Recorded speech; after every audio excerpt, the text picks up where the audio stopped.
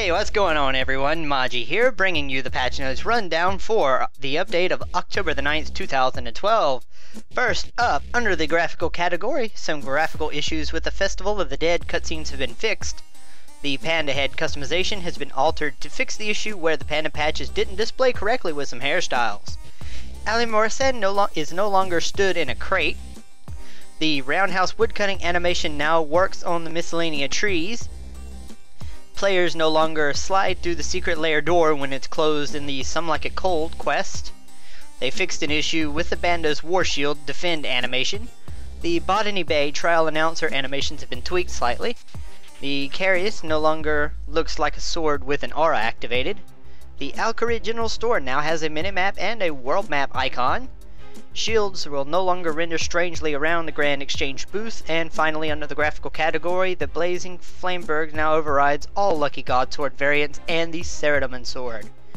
Next up, under the Quests and Challenges and Achievements category, there's going to be a lot of weird pronunciations here, so let's hope I get them all right.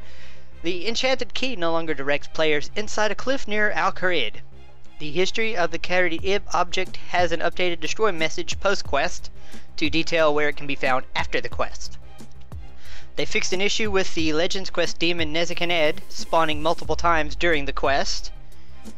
The High Priest of Ixtlarin now responds to players correctly when Diamond in the Rough is not yet complete.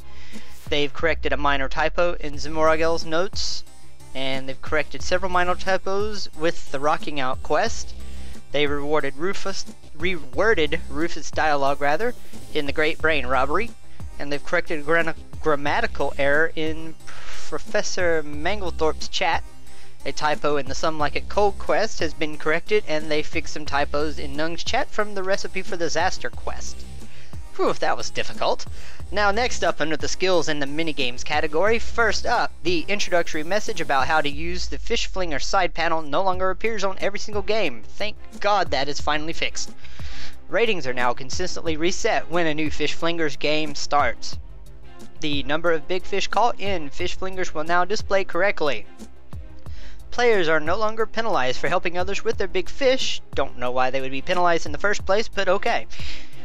The message given for discovering the best tackle in Fish Flingers has been made clearer. I personally thought it was already clear enough, but okay. Players can now withdraw items equal to the amount of free space in their inventory from their tackle box rather than being restricted if they cannot withdraw all of them. That's only really an issue for an empty inventory if you have the Champion's tackle box, so thankfully they fixed that. Players can now withdraw raw fish from their tackle box while using a bank. The tempo tracking notice board now states that the construction outfit gives a 5% bonus when all pieces are worn. They fixed a typo on the Crucibles notice board, and finally the customizations are now removed inside rated Clan Wars games. And the final category this week, as usual, is the Other/Miscellaneous category. The Death Touch darts will now work on the Black Knight Titan. Not really sure why you'd waste a dart on the Black Knight Titan, but okay. Remote banking no longer works in several minigames. Loot share will now work in all areas of the Armado God Wars boss room. You can now click on the darkened buttons on the furniture menu in a player-owned house to learn why you cannot make that piece of furniture.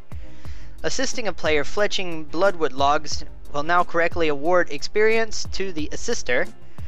Clan avatars will no longer disappear in northeast of Falador and other areas used in court cases. Living rock creatures will now count towards the Rampage daily challenges. Taking a dip in an Ooglog pool will no longer cause the right-click cast option to disappear for familiars. A wagon near the duel arena can no longer be walked through. A typo with the Hunter challenges has been corrected. Voiceovers in the Botany Bay area can now be turned off using the speech slider, finally.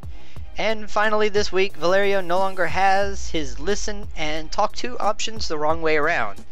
So that's all the patch notes for this week. Subscribe to my channel for another rundown next week with the next update. And I hope you enjoyed watching the video. Check out one of the other two videos and stay tuned for the update review video of this week, hopefully later today. Thanks for watching, and I'll see you next time, guys.